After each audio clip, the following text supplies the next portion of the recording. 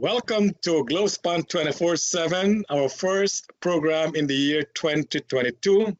We want to wish all our viewers a very happy new year. I hope you had a great holiday and you look forward to 2022 being an excellent year. I know we have to be mindful of the coronavirus, the strain that is going around. So please be careful, wear your mask, wash your hands, keep your distance, and try to avoid the spread of this virus, as we know it's so deadly. So again, we want to welcome you.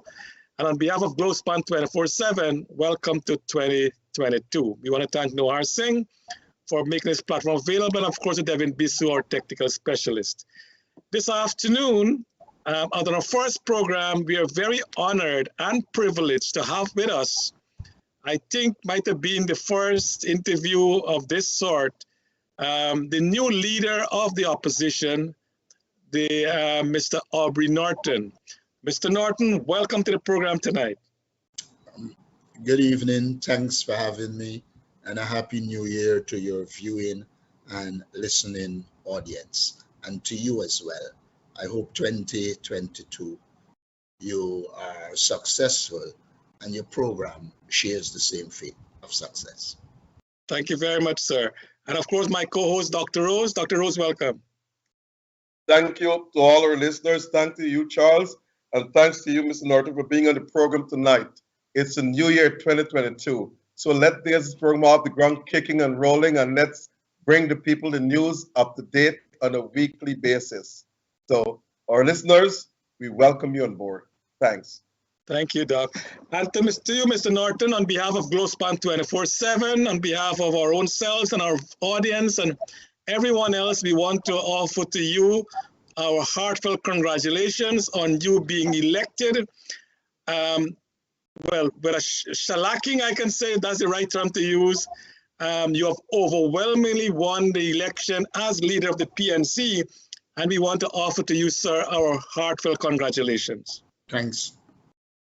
Mr. Norton, all of us know you. I know you. I know your name. Dr. Rose know your name. Many persons watching tonight know your name. But we don't know who Mr. Aubrey Norton is. Can you give us a synopsis of who Mr. Aubrey Norton is? I will first of all say a relatively simple person. I like meeting and interacting with people. I like people to discuss with people, to hear their views so that it can inform my thinking. It is my view that when you can feel out people, know their position, know their interests, you're in a better position to formulate policies and programs. And so that is the first thing I would say, is that I like engaging people. I consider myself an academic in the sense that I've lectured at the university, I've did some academic writing, and I believe I have the capacity to critically analyze situations, political and others. And so I think one can expect in the leadership of the party that I will definitely be in contact with people, feel them out, and try and give leadership to them. Now, for me, there are a number of issues that we have to confront. And so I think what I like to do is identify the issues and the problems and talk with people, both professional and non-professional, and come up with solutions. I have this view that people who are academic bring the academic to the table, but the ordinary man has a way of bringing the reality. Academia, I think, seeks to explain reality. A lot of times, sometimes it doesn't. But a lot of times when you're in contact with ordinary people, they tend to keep you grounded. And so one of the things I will say is that I intend to stay grounded. I intend to be amongst the people. I also believe that I have lived my life not in pursuance of wealth, but in pursuance of serving the people of Guyana, serving my party. While I will not doubt that I want to live a reasonable life, I do not think I have an obsession with wealth. And therefore, that to me allows me to maintain some amount of integrity and to be able to represent our people. People who know me know if I believe in something, I represent it avidly. I believe that there's a place in Guyana for all ethnic groups, and I'm vehemently opposed to discrimination by whoever, because I believe in a society like this. The real judge of its development is not 2 or 3 people benefiting here, but when we can transform the society and a large percent of the people in the society, they are benefiting. And so I want to focus a lot on being critical of the government when I believe that they have policies and programs that are not aimed at the development of the people. And where, in case, however few it is, they show an interest in the development to underscore it. Like I can tell you, during the Christmas season, I was happy that the Guyana Police Force, I think it was Christmas Eve day, managed the traffic in a very good way. No, I think it's the day before Christmas Eve, because Christmas Eve day is summer day, they call it emerge. But what it indicated is that if men are allowed to do their jobs, then they can do it. And so there's a side to me which says that we need to encourage professionals to operate in a professional way. I believe our society is over-politicized. And because it is over-politicized, we have difficulty finding public servants who are prepared to work independently and to live by the principles of good governance. Of course, that is dependent on the government accommodating that. And so in future, I believe I have to focus on working in communities to ensure I can meet out to professionals of all ethnic groups and talk with them, learn from them. Today, I met an Indo-Guyanese academic who I had a good discussion with. I won't call his name, but it was a fruitful discussion. We exchanged views, and I know some of the views will inform how I'm thinking.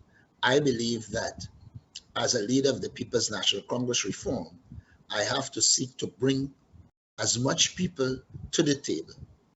And in cases where you can't bring them, they must be satisfied that you have good intention and prepared to give you an opportunity to do what is needed. As a political party, we have been in the last couple of weeks clearly defining where we want to go. I see myself as someone who is going to look after the interests of the poor, the vulnerable, the disadvantaged, the elderly, single parents, and small and micro businesses. I do believe that our society is not doing that, and we need to get that done, because it is when our people are developing that we will get rid of the insecurities that exist in the society. There is a false view that when you discriminate and deprive people of resources, you weaken them and you destroy them.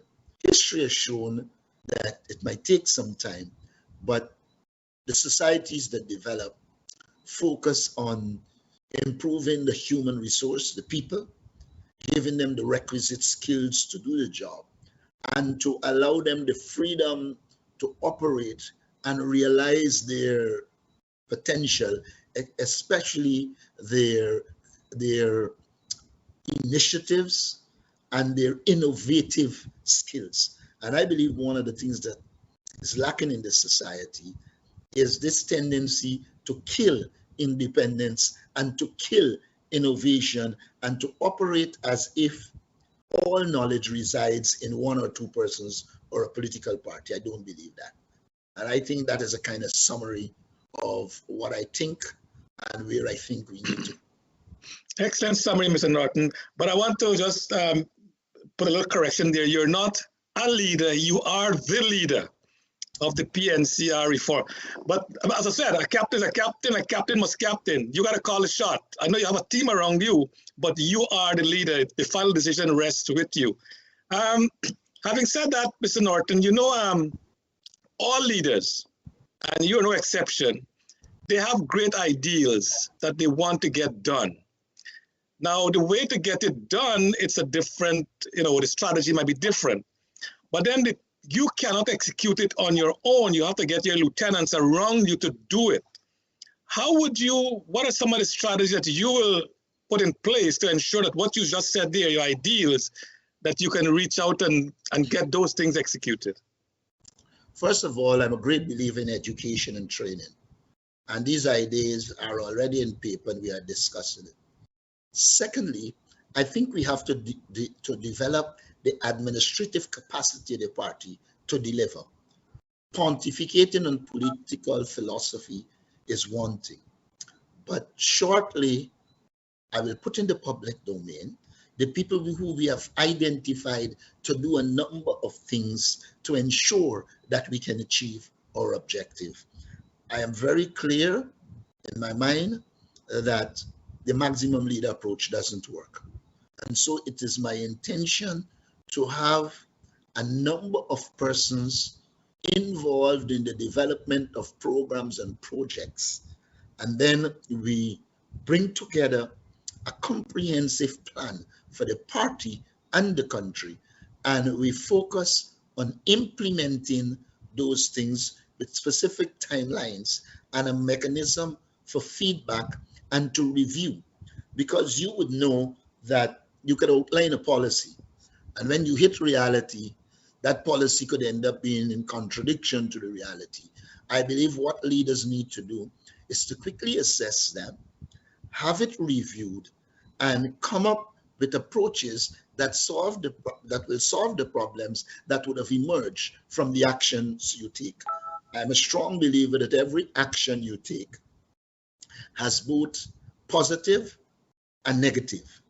What leaders should be doing is operating in a way that they accentuate the positives and do everything to attenuate the negatives so that you can move on. One of the critical things for me in leadership is to develop a mindset which says that not every criticism is an attack on you. A lot of our leaders are too thin-skinned and they want to respond and crucify the minute somebody doesn't fall into line. I said on numerous occasions, I believe a man convinced against his will is of the same opinion still. But when you get people and they buy in to what you're doing, there is the tendency for you to succeed.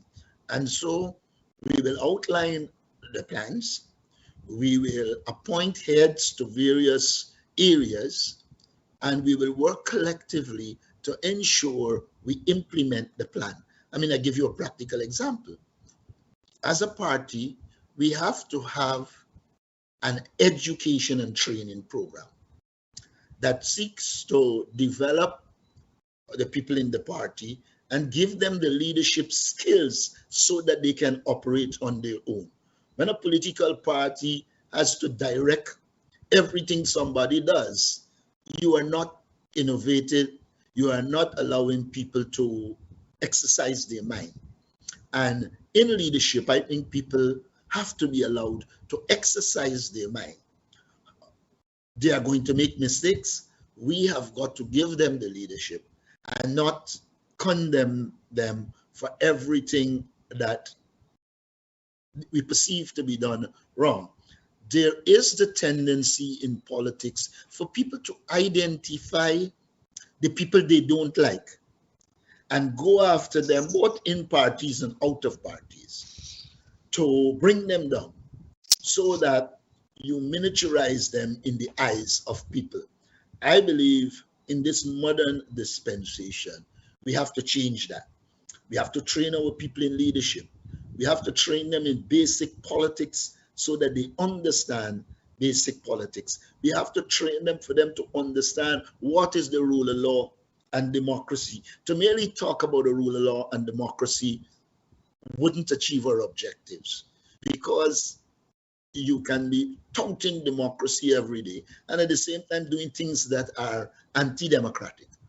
And so I believe one of the first things I did becoming leader of the party is to create this environment where everybody can contribute and they don't believe that they have to be afraid and there will be some form of retribution if they disagree with the leader. We can disagree respectfully and move on. Thank you. Dr. Rose? Good night, Mr. Norton, and welcome to the program again.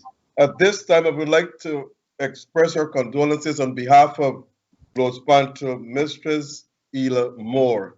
Her husband passed away yesterday, Colin Moore, a prominent criminal lawyer and civil rights lawyer in New York for decades. Colin fought many battles on behalf of those who the less fortunate in the city and so forth. And sadly, he passed away yesterday.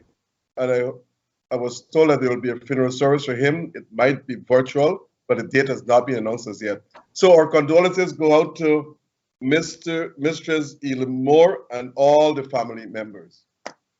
Well, I know the Moore family well, and I would like to express condolences.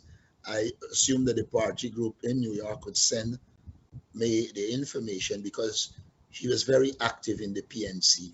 I know in recent times he wasn't at his best, but so condolences as well. Okay, thanks, Mr. Norton. Now, I just want to start by touching on something before I get to the grid of it. What my colleague had just asked you. What is a maximum leader approach? What that means, what that leader does, and which party has such leader? The evolution of parties in Guyana started, and I mean parties that became mass-based parties. There were many parties in and out in the historical process. But take the PPP and the PNC. You had Burnham, you had Jagan. And in large measure, people believe in them, trusted their judgment. And so an aura built up around them. And a lot of people would not want to say to them, you did this wrong or you did that wrong. Though in both cases, my information is that they both listened. And so I see a maximum leader as a leader who believes he or she has the right to make the key decisions in the party without consultation and without the involvement of the elected leadership of the party. I believe you elect a leadership because people believe that these persons can bring something to the decision-making table. And therefore, as leaders, we have got to recognize that and take an approach that allows people to contribute, to be involved, to buy in, and for us to discuss and move forward. That is the kind of a servant type leadership. Of course, that doesn't mean that you'll be weak. There will always be times when you have to make a firm decision. And in leadership, there are times when you might make decisions that aren't popular. But if you think they are in the interest, they would have been ventilated and you would have been able to talk with people and to give them a rationale for what you're doing. And so I think that approach is what I consider to be the approach that should replace the maximum leader approach. Okay. Mr. Norton, it's been 3 weeks since you have been elected leader by a landslide. My friend said it's a shellacking, which is true, but it's above a landslide. Now, the senior party leaders have not resigned, have not approached you. For example, the leader of the party is supposed to have the list. The leader of the party, the PNC party, is the major party in the coalition. It is your choice whether you want to be a member of parliament or not. But you have not been given that opportunity. I think from what is being reported in the media, there's a struggle going on, or a power struggle going on, between you, the leader of the PNCR, and the leader of the APNU in Parliament. Mr. Ramjatan weighed in on that and saying that he supports the leader of Parliament, but today he's backtracking on his statement saying that he never said that he was misquoted. Whenever someone says something and it comes back to haunt them, they always blame the media, they've been misquoted. Why is this struggle? Why is there not a decency? You won the election fairly and squarely. No one can deny that. Why the senior leaders can say, look, Mr. Norton, here are the instruments, you're the leader, let's move the party forward. Why is this not being done? Today, I met with Mr. Joseph Harmon, and we agreed that we will work this out and that we will not discuss this issue in the public domain. That as a party, we will discuss, interact, and resolve the issue. When I give my word, I like to maintain it.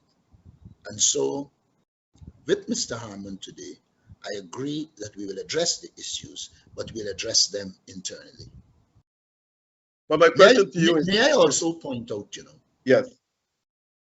I was asked the question, what decision Central Executive made? And I said, Central Executive made a decision which said that in their view, I should be leading the opposition and the representative on the list. Now, it is the press that carry it in all directions, rather than looking at what was actually said. At no stage did I see in that presentation, I am moving in some direction to remove Mr. Harmon. But if you read the press, they bring it over because it was discussed, that is the direction we are going. And so I understand the role of the press. Sometimes they need to sensationalize so that they can make money. And it is in that context we have decided that this matter has to be dealt with internally, and we move on.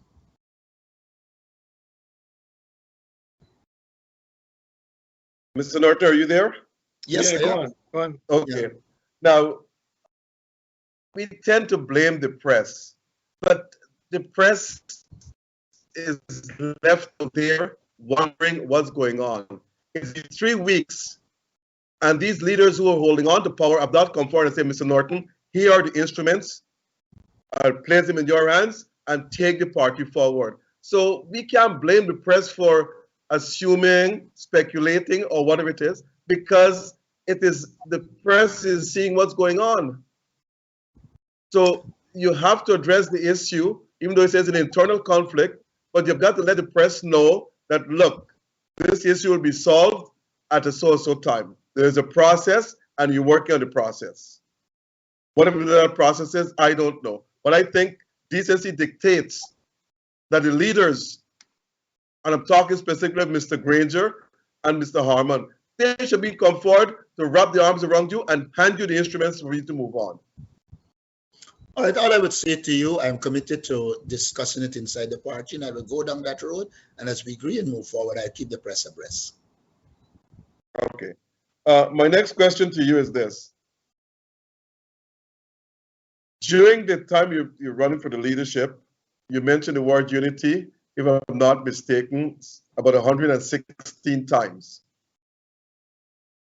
What plans you have to unify not the party, the country? You mentioned it in your leadership campaign 116 times. It could have been more, it could have been less, but there's what I gleaned from the media. I better check all the reports. Okay, now I'm glad that I did mention it so many times because I'm committed to unity.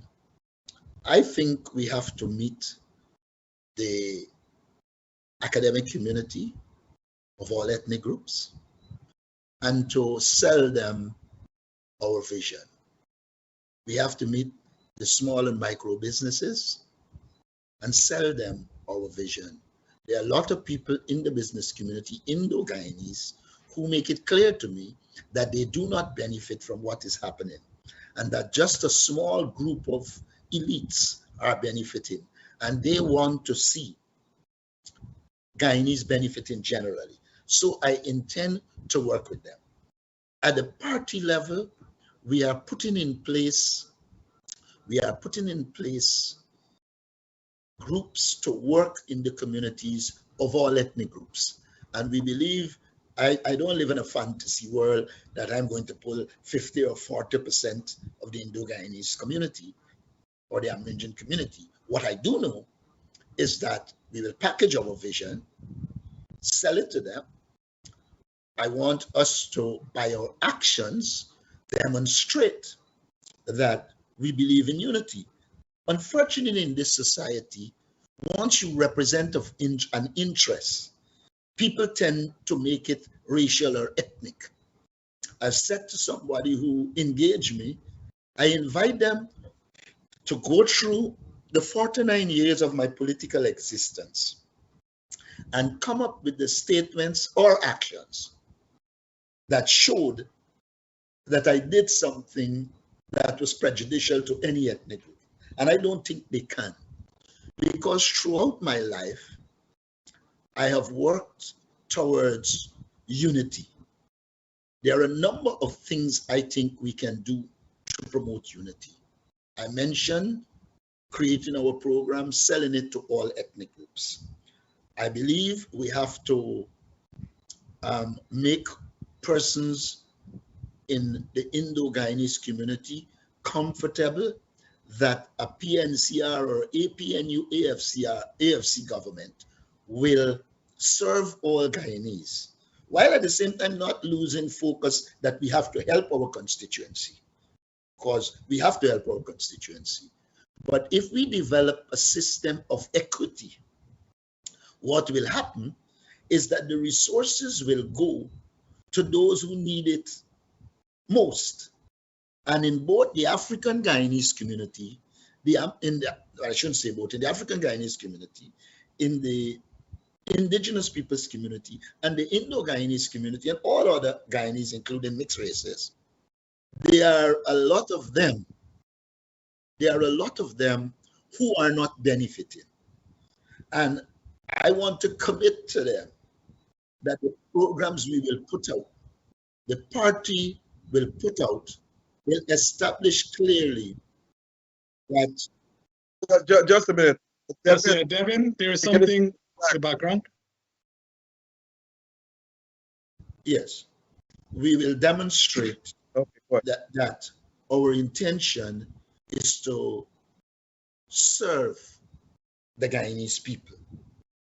I also believe the party needs to do talent spotting, identify talents of all political persuasion, economic and ethnic persuasion, and begin to work with those people and to sell them as well our vision for Guyana and get them to buy into it. I've said on more than one occasion that we have to... Are you there, Mr. Norton? Yes, yeah, I am. He's here. Go on, yeah. Yeah. Hello? Yes, I've said on a number of occasions that... Mr. Norton? Yes, I'm hearing you. Devin, we should take a break. Hello? I'm hearing you. Yeah, Hello? Yes, I am. If you can mute Dr. I think Devin, we should take a break. Continue. You ready? Yeah, Mr. Norton, go on, continue. We can take a break after you finish. I was saying... I think we have lost. Sorry, I can miss my train of flow. I was saying essentially that we have to sell our vision. Yeah.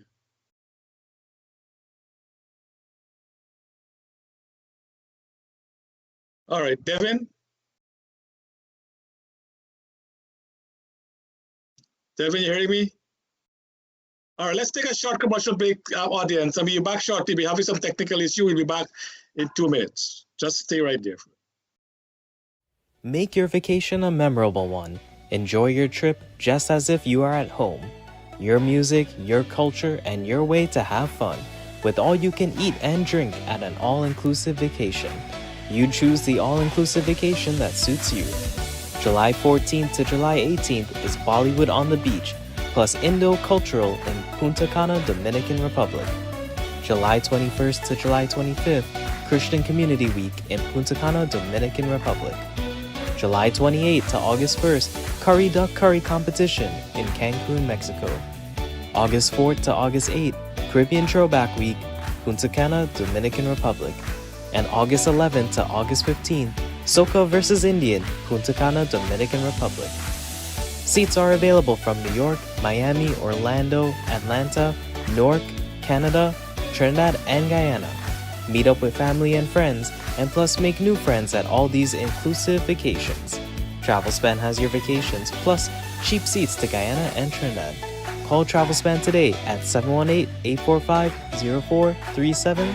That's 718-845-0437.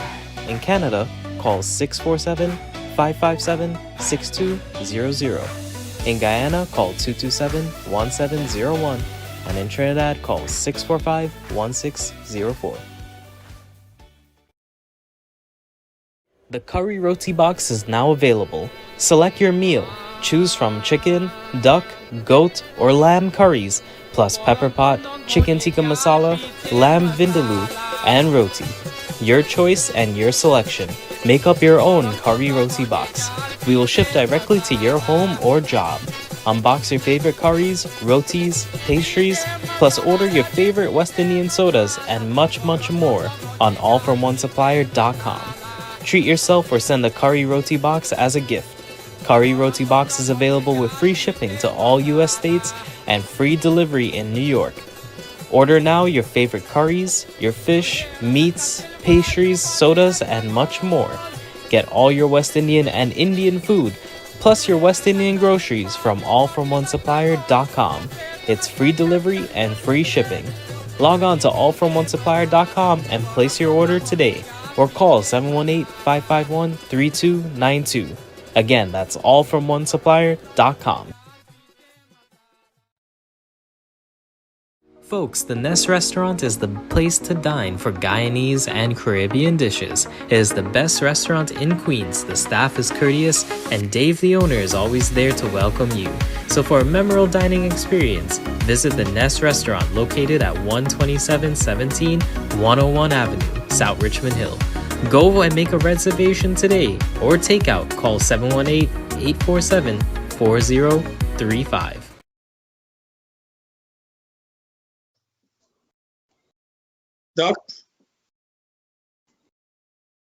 Dr. Rose? Okay, I think Dr. Rose, we might have missed him there. Mr. Norton, I know you spoke quite a bit with Dr. Rose's question there with getting the people together. And I said those things are what you just laid out, it's really, we can say it's nirvana, because you want to get these things done. But as I said, when the leader makes those decisions and the team make the decision, you have to depend on your lieutenant to get it done. And sometimes that's where the problem started, when the lieutenants themselves start doing their own thing, or they bring up this ethnic problem. Like we have seen during the PNC rule, we have seen it during the PPP rule. So it's not that the leaders don't want things to happen. They want things to happen, but the lieutenant are the one who deprived the nation of the resources. What will you put in place to minimize that? We can't eliminate it, but to minimize it. First of all, you mentioned it, education. One of the things I did when I was looking at the team to run the party, I looked a lot at people who worked in Indian communities. The chairman, for instance, lives on the Essequibo and has represented Indo-Guyanese interests. His mother is Indo-Guyanese, his father is African Guyanese, and he has been representing even PPP people. You have to get your team to buy into your vision. And that is one of the things I have been doing and will continue to do. There'll be a training seminar shortly where the leadership will meet and we discuss the approach to leadership and how we move forward. And I think that will go a far way. But I want to say this to you. The problem is not just restricted to parties. We lack in this country mechanisms for people to deal with the day-to-day discrimination they face. And I believe if we could come up with small ombudsman offices in government ministries, where if somebody goes and they believe they are discriminated against, they can easily go, outline the case and have it redressed. Because you see, a lot of times there's not the institutional capacity to deal with the problem. And people make the assumption right away that it came from the top. Now, always remember that in these communities, people live for years not trusting each other. And so the next thing one has to do is to build trust. People have got to want to feel that there's a genuine effort to deal with the ethnic questions. And I think once you can put institutional mechanisms like an ombudsman, for the want of a better word, in ministries that people can have a recourse to. For instance, a policeman might act with you on the road, you know. Now, I'll give you a practical example I had. I won't call the journalist's name, but an Indo-Guyanese journalist called me and I said to him, look, I don't know you. I don't know your voice. I don't even know your name. And so I don't want to speak to you without knowing that. I believe that he thought that it was me being negative. Fortunately, an African Guyanese journalist, he and I met the same day. It was the day of the nominations at Congress Place. And the African Guyanese journalist was complaining that I told him I will not speak to him because I didn't know him. And I don't know who I'm speaking to. I don't even know your voice. And Faith would have had it that the Indian journalist that was there said it happened to him. And I thought that helped to clarify. Because a lot of times when things happen, we tend to arrive at conclusions without knowing the context. What I don't know is how do we put things in place to deal with context. I know we can put institutional capabilities to deal with elements of the ethnic issue.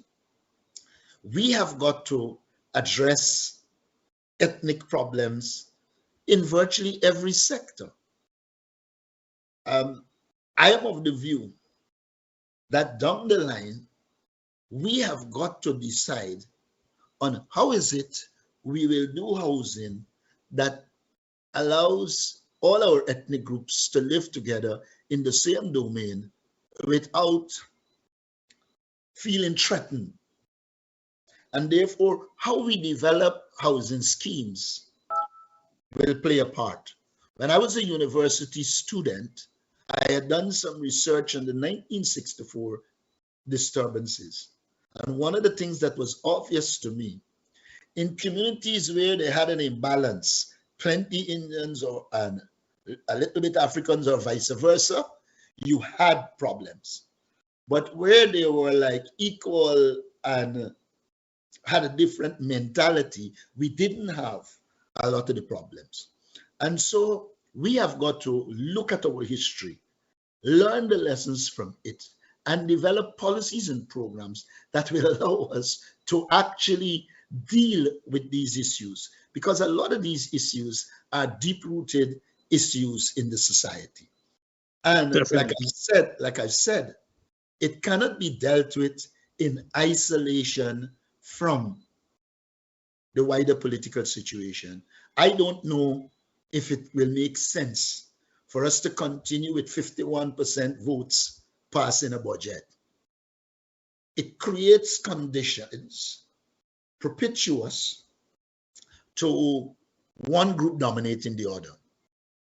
If we put some form of weighted voting in which we have to negotiate, you're likely to get a better outcome, even though there's the likelihood that there will be some gridlock.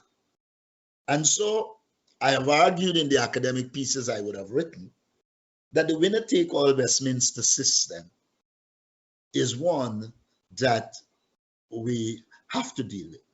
In one of the articles I wrote in a book on conflict resolution, I bemoaned the fact that when the PNC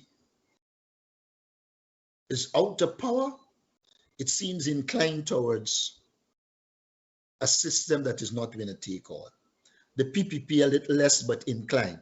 But once you get power, you tend to want to monopolize that power and therefore exclude people. I believe as a leader, we will have to come up with ways and means of initiating change when you get government in a way that allows the society to develop and allows your constituency not to feel you are selling them out. Because don't forget, in the politics of Guyana, every step you make that is aimed at some form of national reconciliation, it can be easily dubbed a sellout and generate problems. So one has to recognize the problems in Guyana and be able to work with them. I believe the youth is critical. We intend to do a lot of work amongst the youth. I believe the youth is critical because I don't think they are engrossed in the ethnic battles in the way the older generations are. And so we have got to engage our youth and promote activities among our youth that can promote them working together. Let's not start with national unity, just working together, collaborating, understanding each other. Those are the things we will have to do to prepare our young generation to move forward.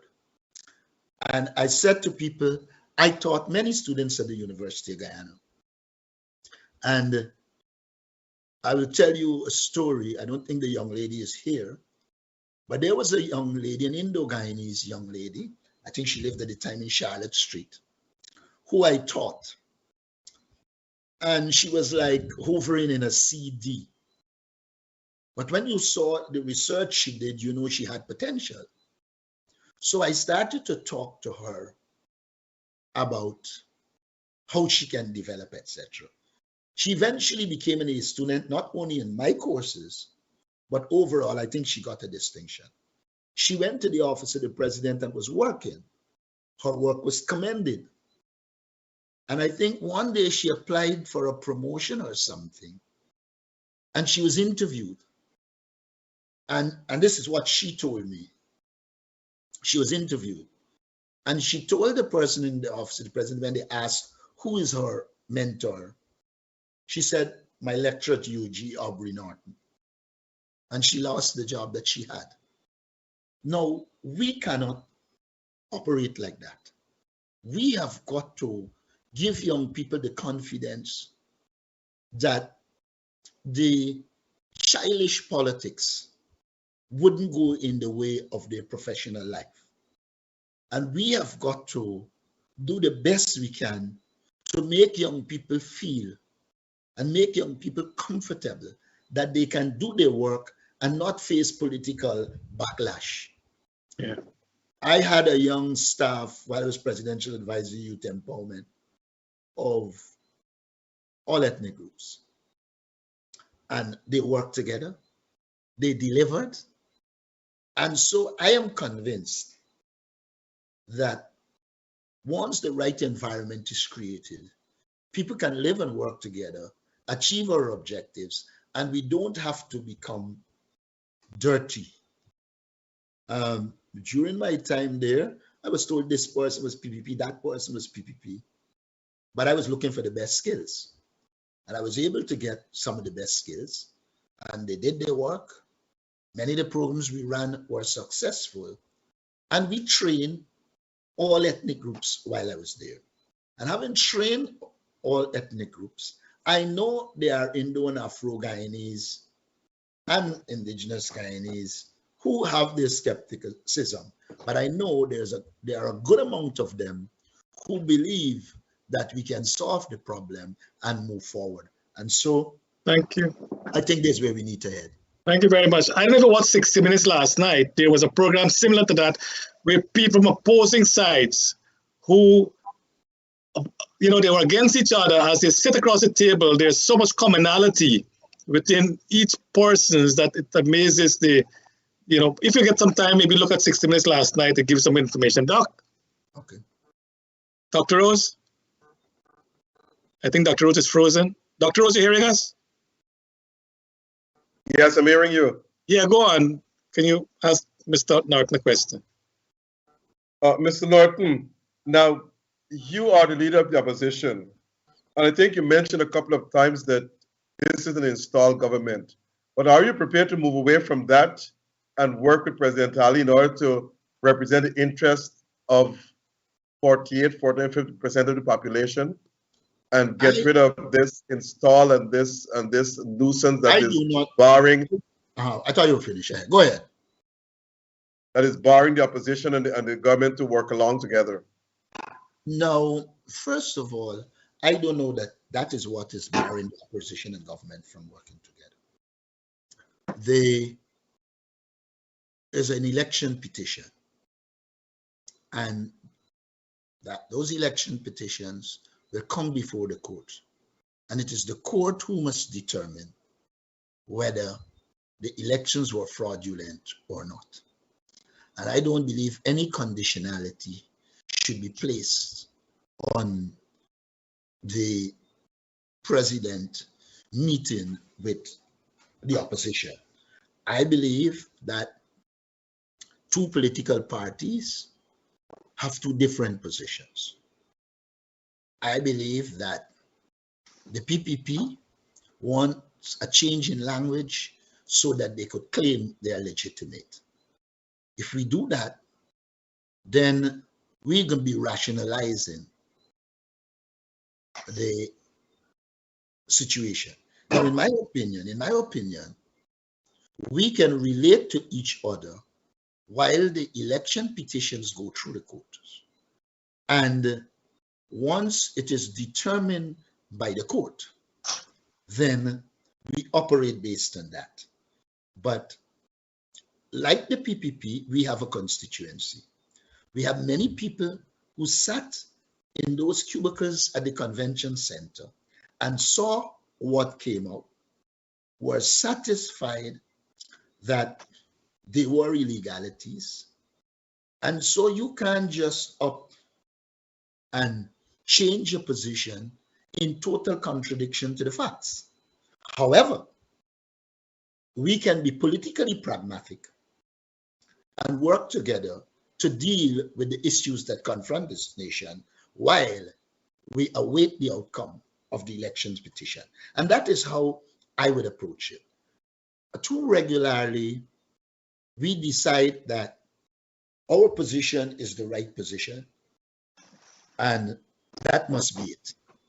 I am prepared to say both sides have positions. We've placed it before the court. We should allow the law to take its course, and we should work out pragmatic ways of relating to each other, noting the context in which it is happening.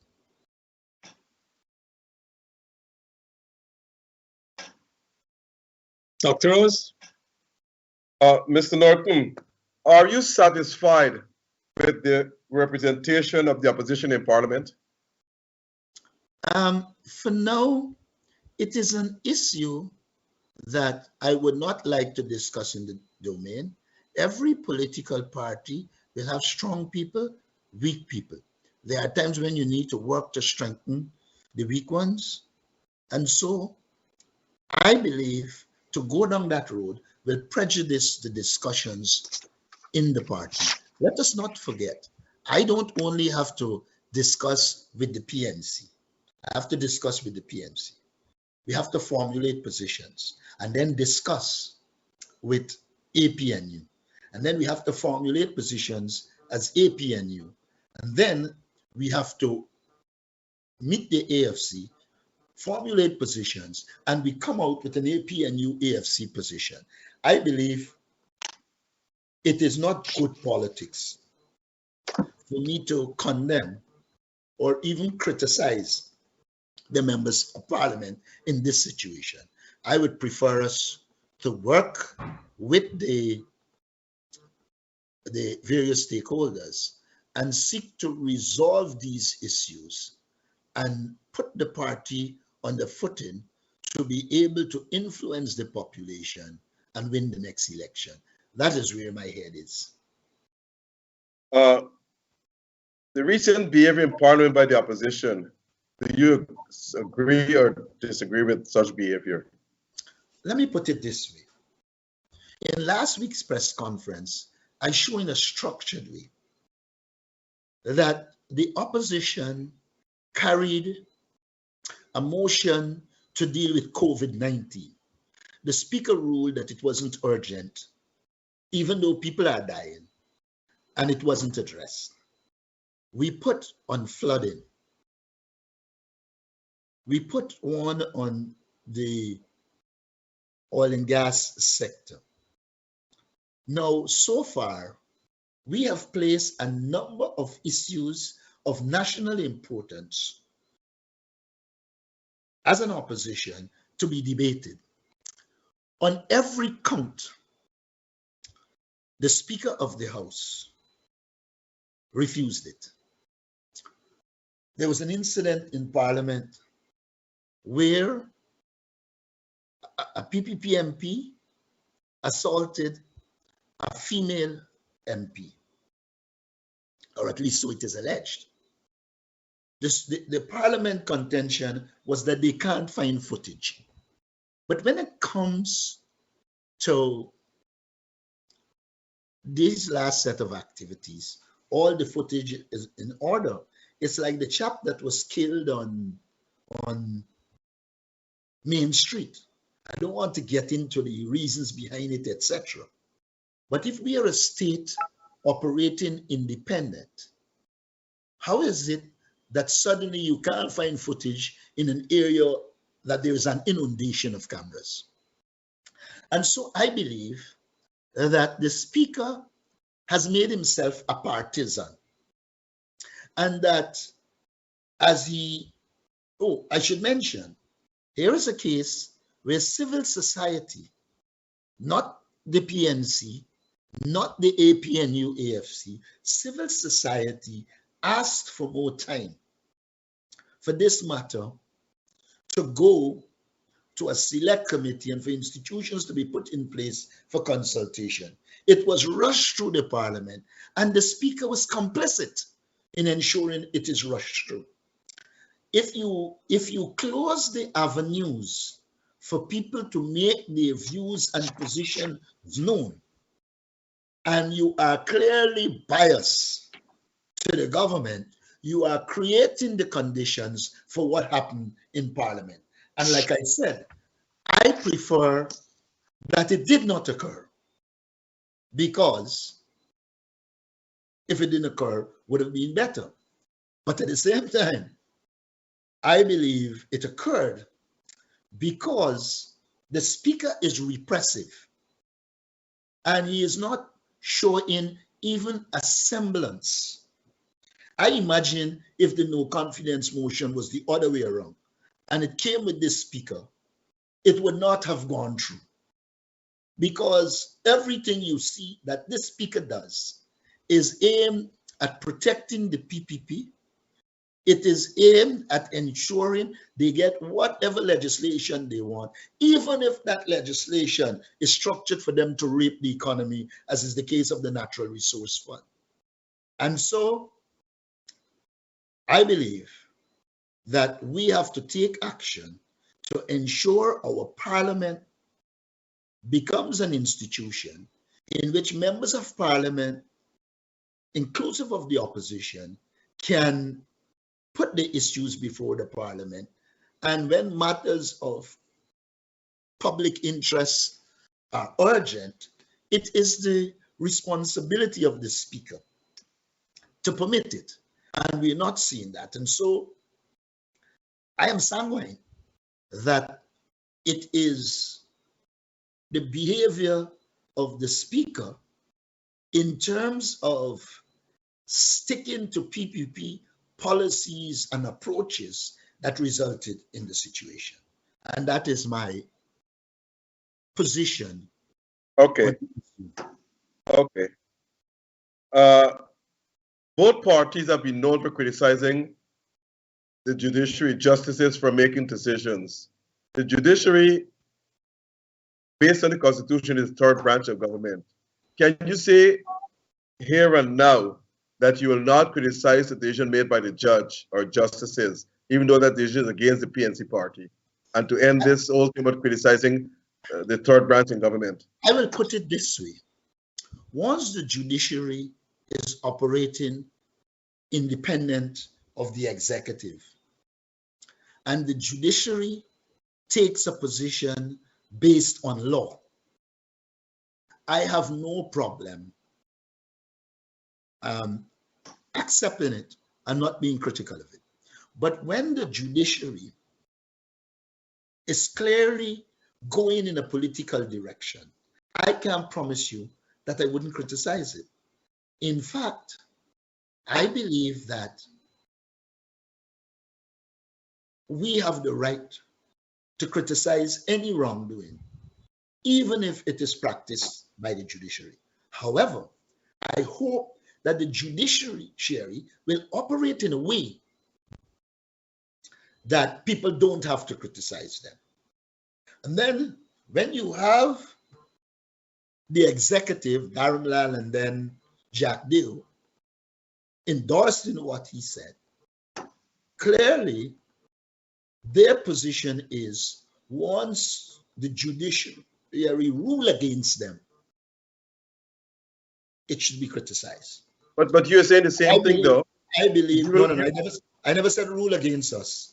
I said if they rule based on law, but they did rule against you based on law during the constitutional crisis there, and they were criticized. Anyway, I just want to move away from that.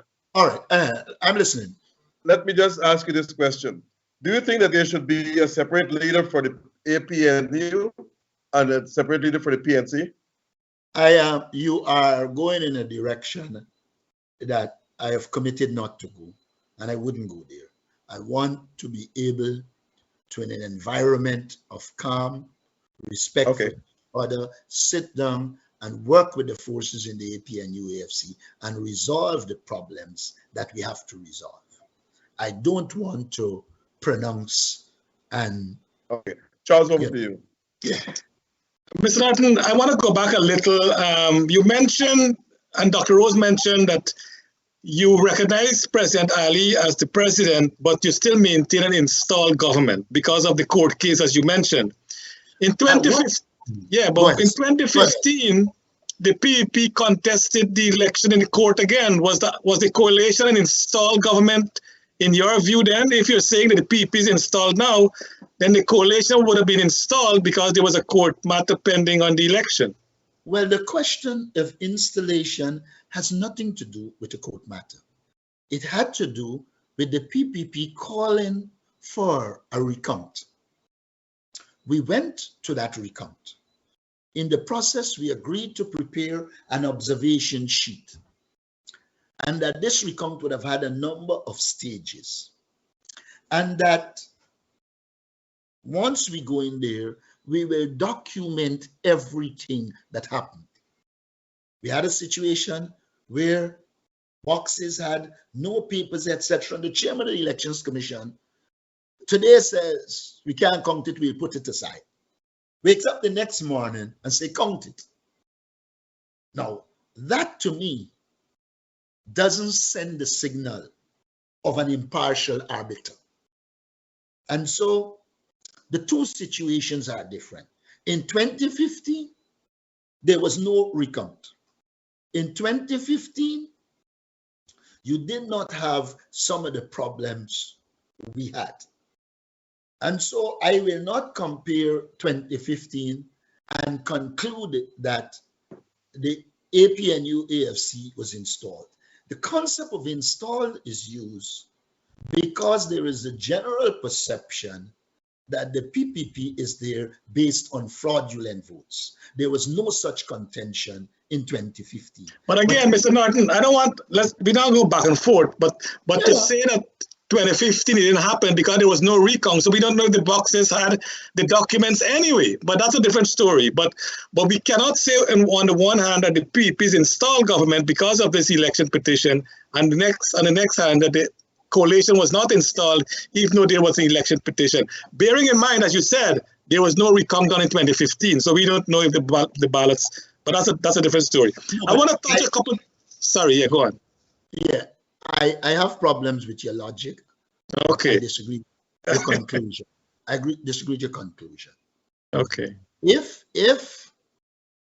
in 2015 there was a recount and the same information emerged, the AP and UFC would have been considered installed. So it is not the fact. Well, it's I know, Mr. Norton, I know what you're saying is true, but we don't know that for a fact because it didn't happen. So we just can't speculate. That is why I wouldn't compare. Okay. And the study made it clear there's no such comparing unequals. I got you. I want to get into oil and gas, as you mentioned earlier, but before I go into that, in your first major speech as leader of the party, you chose the 7 ponds. Is there any message to that selection of where you choose to have the first, and you were highly praised to President Hoyt and not so much to President Burnham? Well, first of all, I didn't choose the first event. The first event happened to be the death anniversary of Desmond Hoyt. I didn't determine when he died. I merely know that as a tradition in this party, we go to the 7 ponds and honor our leaders that are there. And it is fortuitous that it happened to be the occasion of I got you. Okay. And so I didn't choose the 7 ponds.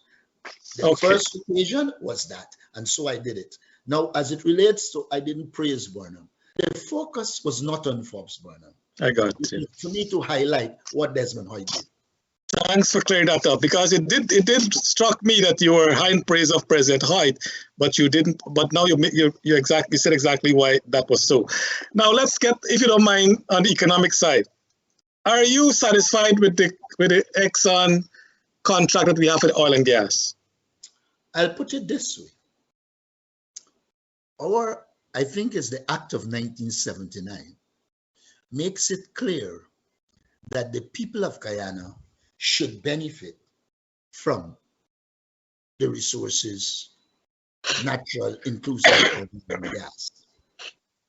Now, I believe in the sanctity of contracts, but I also believe that there are a number of loopholes that we can close and work to ensure our people benefit. I want it to be made very, very clear that I believe there is a role for foreign investment in Guyana. But if you look at the United States is seeking to get the best from its multinational corporations. You agree? Yeah. They want them to pay taxes. They want them to contribute to the development of the United States of America. And so we should be in the same position. And we can do that without getting into a fight. There is a mechanism, I think it's Article 31, I don't remember, for us to mutually deal with the issue. I believe that Guyanese need to benefit. And as presently structured, I am not seeing the evidence that a wide cross-section of the Guyanese are benefiting. But it is not only Exxon that matters, it's the government. If a government takes oil resources and doling it out on their whims and fancies, then you will not have a structured approach to development. I believe we also need to focus on how do we get this government to operate based on good governance and to operate in a way that our economy is not pillaged. And to do that, we need to hold the government accountable just as much as we hold ExxonMobil accountable. A lot of times we put these things in the form of a conflict, but there are avenues for us to address them, get our people to benefit, and to mobilize the international community in support of transparency and good governance at every level so that our people can benefit. For me, I want to see oil and gas resources go to the vulnerable, to the poor, all of those categories I called earlier. But it must be in a structured way that will ensure the development.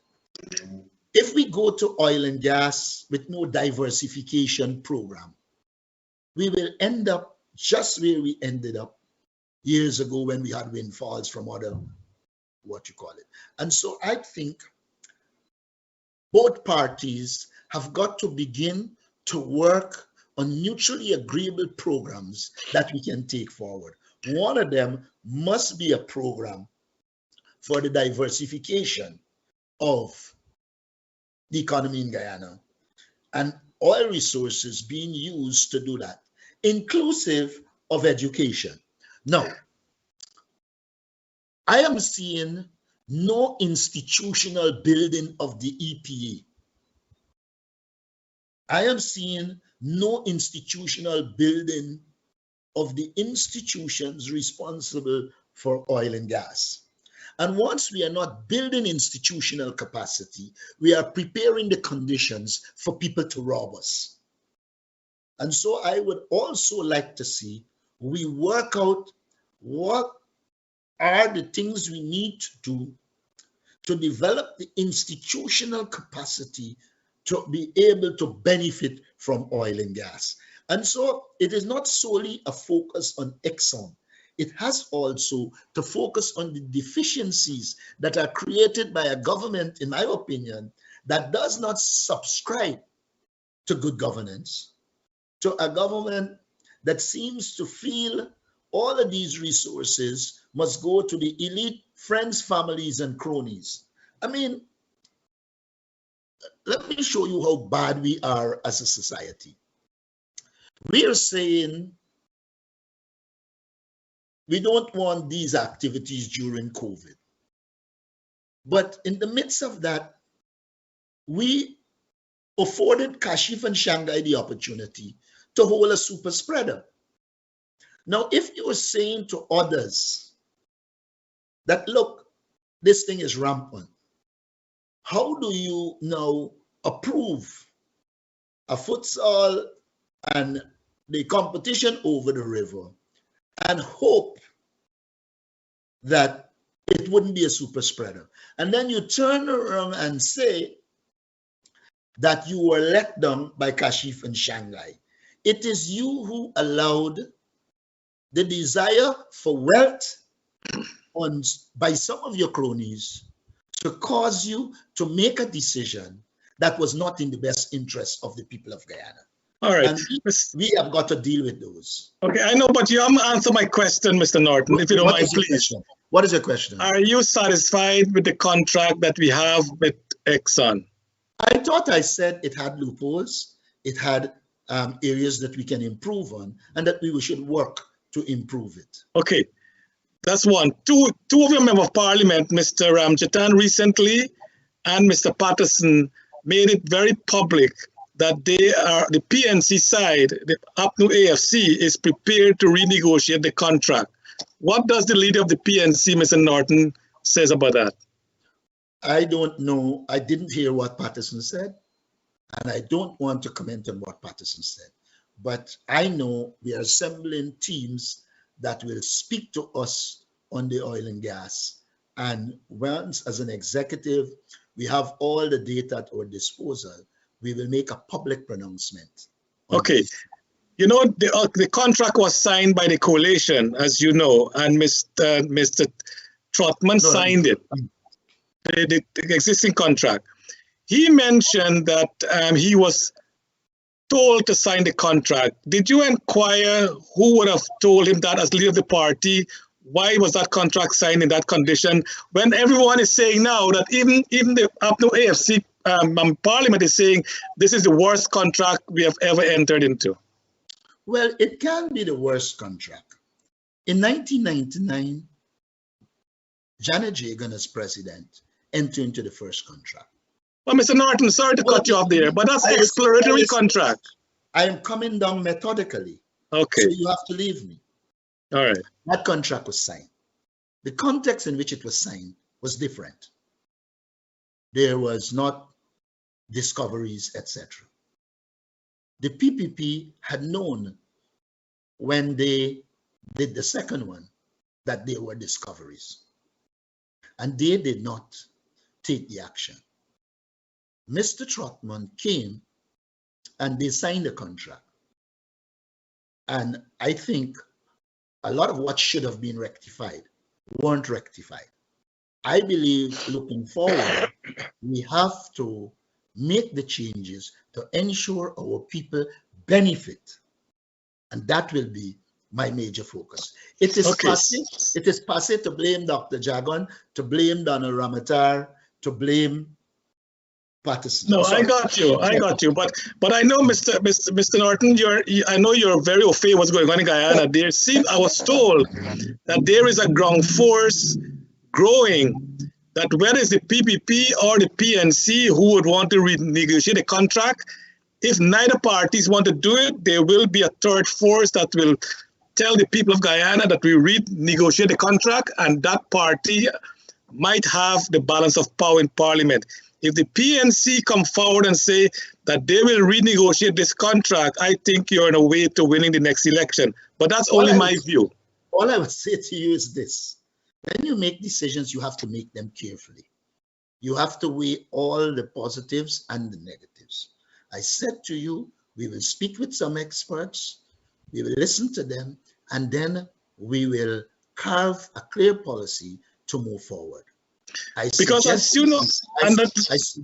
you that I am inclined to accept the view that we need changes so Guyanese can benefit.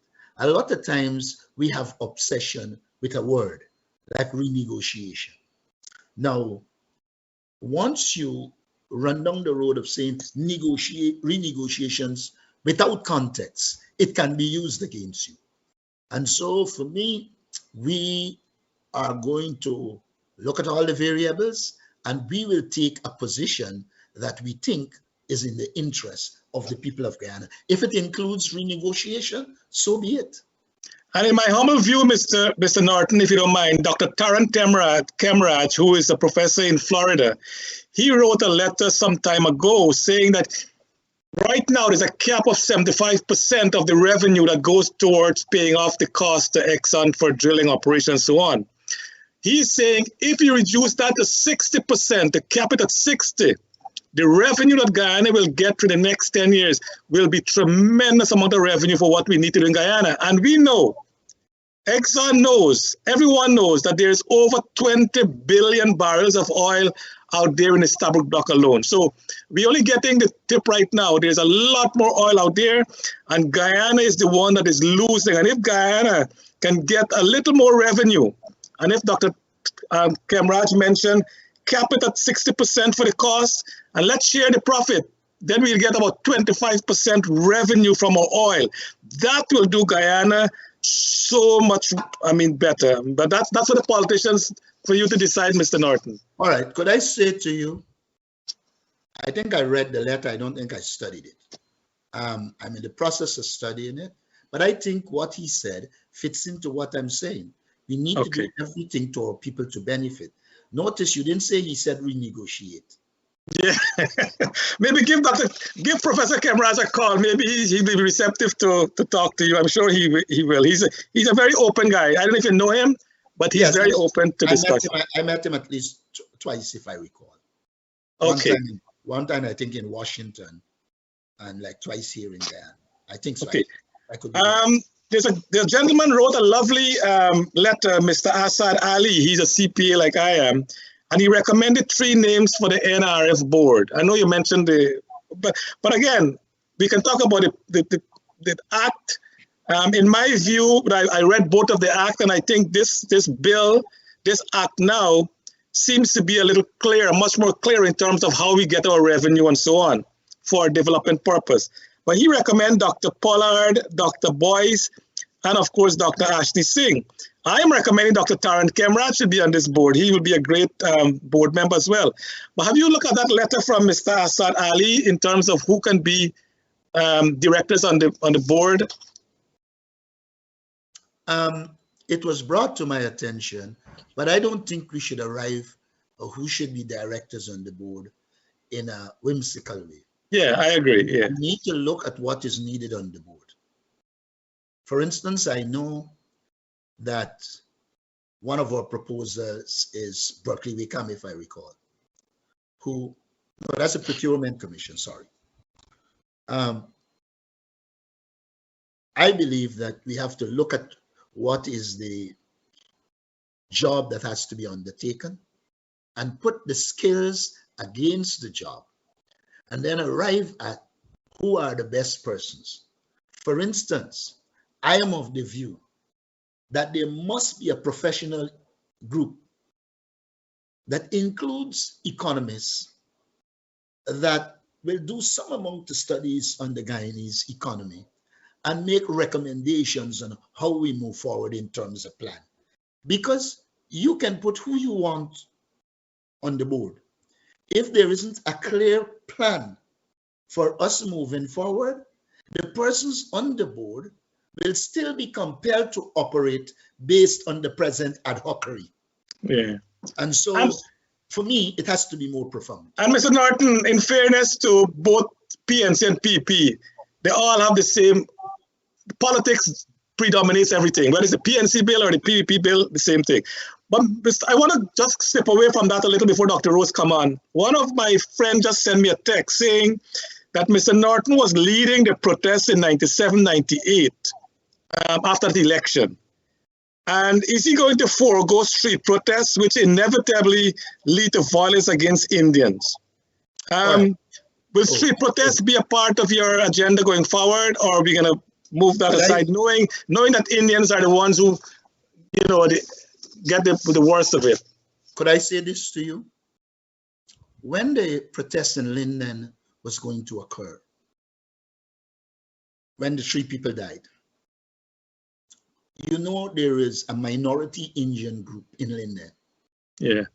And one of the things we did was to say to our supporters, this is not a fight against Indians. It is a fight against an injustice that is being done to the community. And therefore, no Indian should be attacked. And we went through that without Indians being attacked. I want to tell you in 97, there were people who were placed to attack Indians. And I can give you evidence of that so that we can blame the PNC. I believe in political struggle. You do not say to people, I am going to do this, I'm not going to do this. What I would say to you is this: all the avenues open to hold this government accountable, we will utilize them.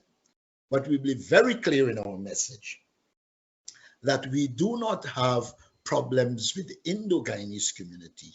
And the struggle we will become involved in is to ensure that there's good governance and proper allocation of our resources to the people. And so no Guyanese should worry as we proceed. But for me to say, yes, we will do street protests, no, we wouldn't do it, it's like telling your opponents, hi, this is what will happen. In politics, there is always a surprise element. If you read Machiavelli, if you read Sun Tzu, Kautilya, all of them will tell you the importance of a surprise element. I wouldn't give away the surprise elements. I know, and my friend Marlon told me you are his professor as well, and you and him had a great rapport in all these different things you're talking about as well. Dr. Rose? Mr. Norton, let me ask you a direct question here. If elected to office, would you share our resources with the people directly, meaning that give them a part of the money? And if so, how much? Well, I can't tell you how much. I haven't done the detailed calculations. What I can say to you is that I believe there is need for our people to benefit directly, but it must be in the context of a program that will empower people with clear help. Take small businesses. I believe they punish it at the banks to get money. And if we can create a proper register and to identify a lot of the people in small business who need help and help them, of course, focusing on equity, we will do well.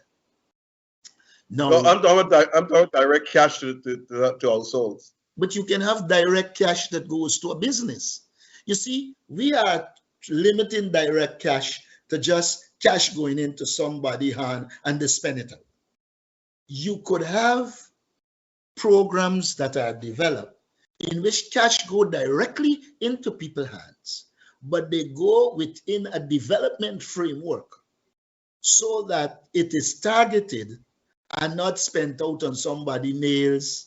You give children a cash grant and there are no mechanisms to ensure that it goes to the education of the children. Now, if you're saying you're given a cash grant to ensure children can, let's say, do online classes, there are a number of things you should do. First, you have to put resources into improved internet connectivity. Second, those people who do not have the instruments to do it should be targeted, and there should be a mechanism to ensure that it is spent on education. If you just say it's going as an education cash grant and there is no mechanism to ensure that is an education cash grant, you can ensure that it doesn't buy Brazilian here. And all I'm saying to you is that the structure in our approach, I believe they should be direct cash grants, but it should be within the context of a framework that will allow our people to develop and utilize the resources in a positive way. Mr. Norton, there are a number of students coming from Linden, over 200 to attend UG. And when the Tain campus was built, it was far less than that coming from Quarantine to Georgetown. Would you establish a UG campus at Linden? And perhaps call it the technology campus. The Quarantine campus, call the agriculture campus, and the main campus, Would you? There was a time when I would have said no, but I have seen over the years, sometimes I go to Linden Car Park and you see them struggling for vehicles to get home. And so I believe it has to be considered and developed because Linden is a considerable population. And when you say that, if we take our resources and put into that, we will produce in savings for those people and giving them an opportunity to develop while in their community. So there are a number of mechanisms we can use to ensure our people get direct access to our resources. But I would put one in Linden. What program do you have for the creation of jobs? Briefly, because we're running out of time. Well, let me say this to you. What program do you put in place for the creation of jobs? There are a number of programs that can be put in place. Like I said, when we were in government, I thought we could have created a number of jobs by taking IT specialists and putting them to work with our young people who are technologically savvy and give them jobs to computerize our database, the birth certificate office, the passport office, you could name them. I believe as we move in the direction of information technology, we can put together people who do those things and we create jobs. I can tell you from my own experience, when I was presidential advisor, youth empowerment, we did a number of programs to create some jobs. Small, but one of them was honey production. Brought somebody from England who taught them.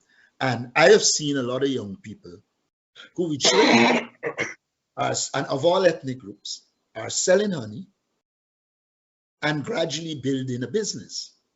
Agro-processing is also important.